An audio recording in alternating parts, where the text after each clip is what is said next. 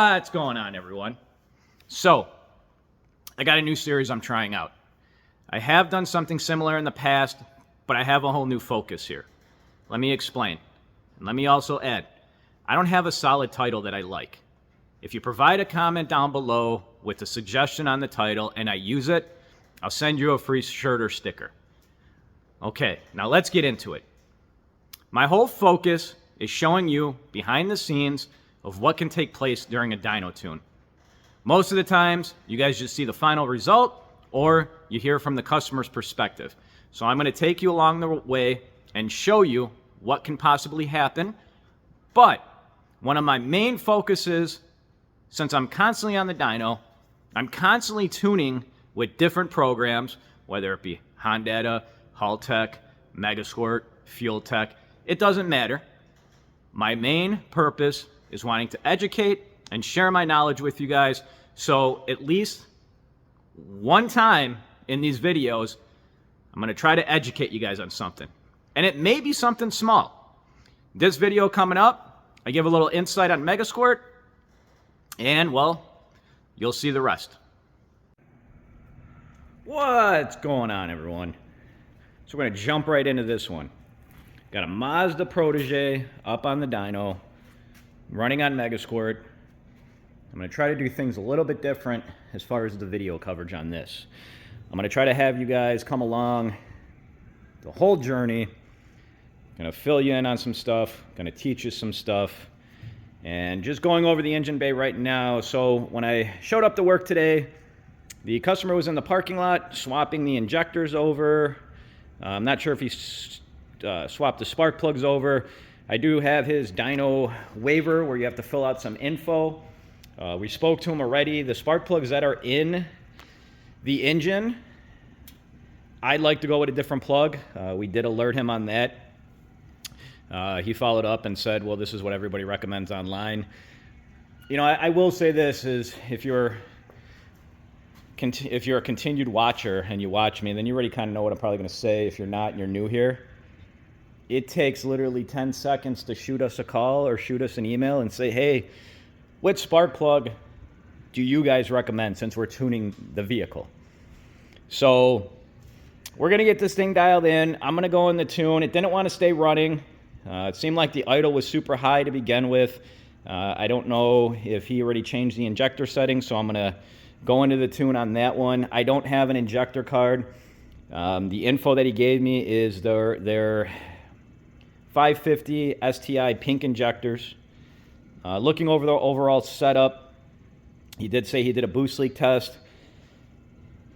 If you followed my videos before and we spoke about catch cans, I'm going to call this a oil separator because I don't think it's vented. Maybe it is vented.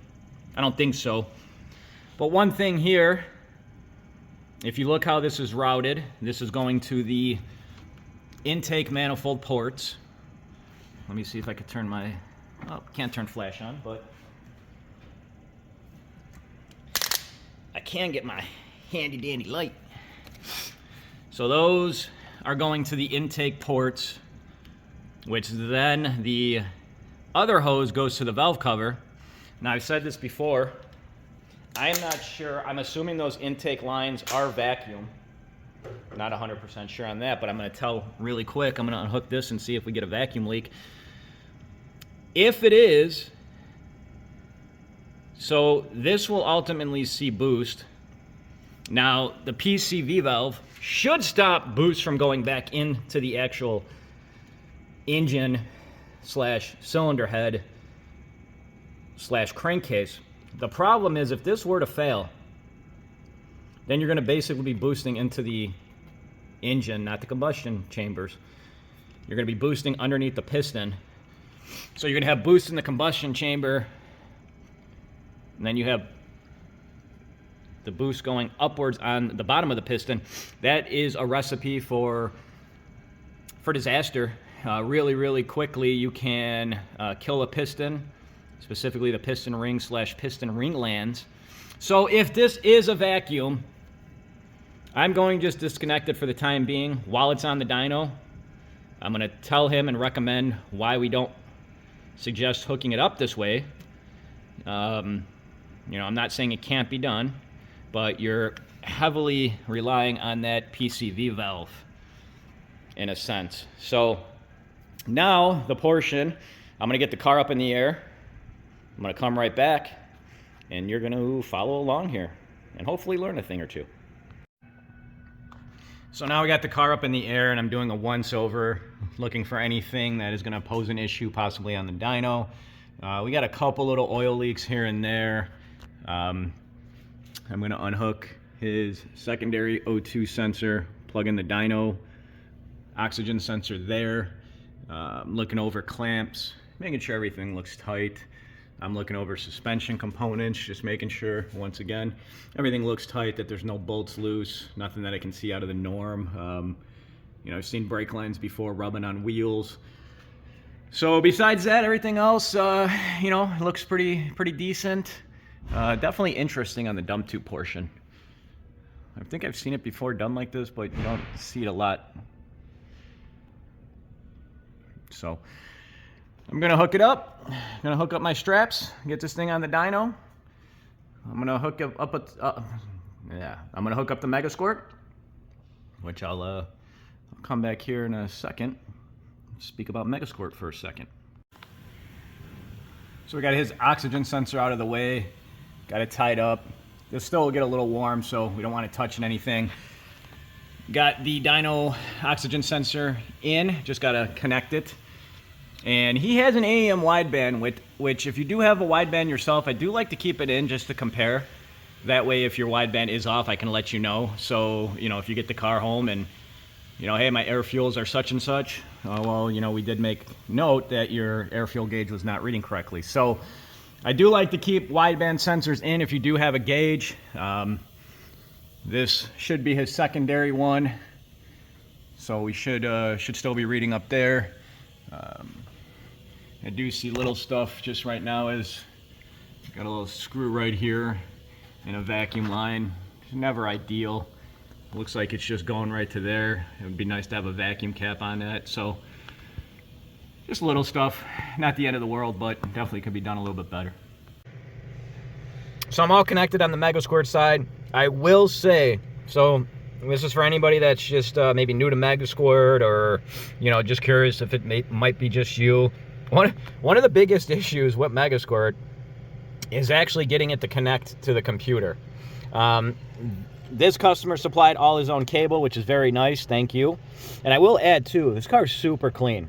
It has been wrapped, I believe, but you don't see a lot of these vehicles this clean, underneath even too. So, but going back to Megasquirt, I will say that if you get past that hurdle of actually wanting to connect, which it did not want to connect right off the bat. I switched USBs, I switched back to the other USB, I cycled the key on and off. It took, you know, a good 2 to 4 minutes, which it then just wanted to connect for, you know, no reason. I'm going to go into the settings here. I am going to vacuum cap off what I was speaking about on the oil separator earlier. I'll show you guys that, and I will update you guys along the way. So I had to do some research online to see if I could find any info on the injectors and the info that I needed, such as dead times. I will say this, you know, as a tuner, if you don't bring me the info for your injectors, and unless it's a very, very common injector in a sense, I have to do research. So if you're trying to speed up the process or help me, it is always important, or it's always a good idea to have that injector info beforehand. Going back to now our first issue or problem. So as I'm dialing in the air fuels, making sure everything looks good, I notice that the temperature starts to climb. It gets to about 205. That's where I start to take notice, and I look up and I try to look at the gauges just to see how everything is reading. The camera is going to brighten things up. There's no light in the gauges, so it is dark in here, so it is hard to see. And as I go up a little bit more and I notice the engine bay, I see a stream of fluid shooting upwards. So I shut the car off instantly. Let's go out and take a look. The fluid is coming straight out the cap, shooting up, hitting the hood, and then getting over everything. Now, it was only getting to about 205. I know at 205 we're still good in a sense. I know where coolant likes to start to boil and all that stuff. I'm a little confused here though, because it's definitely not, it could be coolant. It's slimy. It's got a little green to it. You can see it. Normally it's a lot greener, so maybe it's diluted. I don't know if he's running a mixture. Some guys do run water, guys that dedicated track cars and such. So I'm thinking more so. You're along with me right here, so I'm trying to give you the as it happens real time what I'm dealing with. So I'm gonna go wipe my hands off. I'm gonna clean up a little bit of the dyno area so I don't slip and fall. I'll be back. I forgot to show you guys too just how I capped off the one side. So I wiped on the exterior of the car, just getting that fluid off of his body. As you can tell, it's really loud, so I'm gonna hop back in the car. And so as I'm sitting here thinking about what to do, I'm gonna dial it in a little bit more. I'm gonna keep an eye on the temps. I will add, and I did not mention this more so because I was in thought, I have two giant dyno fans that are blowing on the engine with the hood open. I will say, and I said this early on in the video, that he was out swapping his spark plugs or fuel injectors in the parking lot this morning, and it's pretty cold out too. If he would have came and said, hey, can you provide me a solid tune where I could drive this car or at least let it idle, make sure everything is good in a sense, he would have caught this. Because like I said, the temperatures are not getting super hot in Megasquirt. I don't know if something is just not hooked up correctly. I'm not sure. You know, as I said too, it doesn't look like straight coolant, so I don't know what the mixture is. I don't, if you see all my videos on YouTube and you're watching me right now, I don't bite. You know, ask questions. Let's get it 100% before it goes on the dyno. And I'll say this too, because I'm sure you can tell, you know, it's not upsetting to me. It's disappointing. You know, you prep, you get ready. I get ready for my tunes the week of. I look at everything. You know, I got this and that today, and this is coming up. So, you know, do I still get excitement from tuning these cars? Yeah, 100%. Am I disappointed that I'm not going to probably do a wide open throttle pull because I don't feel comfortable? Yeah, of course I am. What I'm going to do though is continue to dial in the air fuels, make sure that the restarting and everything is good to go on that end. I am going to pull the spark plugs just to inspect. There's no point right now on switching to a different plug if I'm not going to do a wide open throttle pull, so we'll save them a little bit of money in that sense. But that's about it. I'm going to get back in here. I'm going to keep you guys updated. I'm gonna lean into boost a little bit just to see if it actually wants to build some boost, just to verify. I'm gonna try to do everything I could possibly do before I have to take it off the dyno. But you know, now I gotta watch the temperatures, and that's the thing too. The temperatures weren't even that hot. You know, other vehicles, like let's say, you know, the Honda Civics, they see 215 degrees, sometimes 220 degrees, and then they kick down at times. You know, this car, I think, it, you know, barely got to, maybe it saw like 207, 205-ish it was around, and that's when I have it, it will change color, so it alerts me in the tune, and that's when I looked up, as I said, and then I just saw it. It was like a geyser. It is what it is, I guess.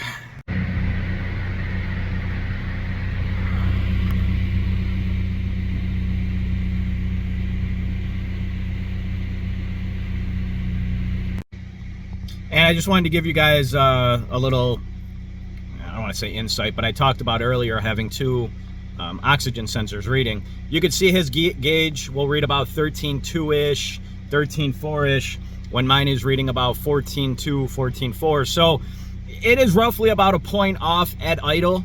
I am going to make a note on that too and give that to him. And that's, like I said, that's why I like to have both hooked up. So as I'm sitting here thinking, and one thing that I'm going to ask him more so is, I'm curious on if we're fighting maybe just an issue as simply as the coolant is not bled. The coolant reservoir is now the highest point in the system. So if you're bleeding it from the radiator in a sense, and if you're even using one of those funnels and it's not higher than the highest point in the system, well then he could have air that's trapped and, you know, causing issues in the system. I'm gonna go hop in really quick because it's probably gonna get a little bit louder out here, and I want to be able to discuss this a little bit more.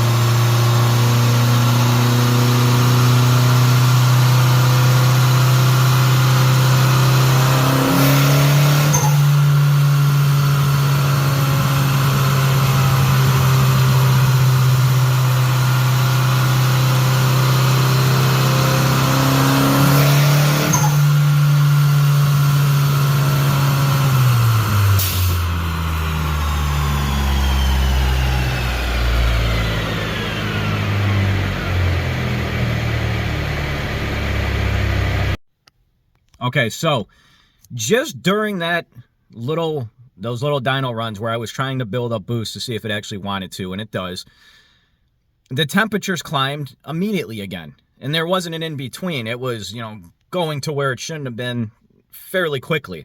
So I don't know what's going on.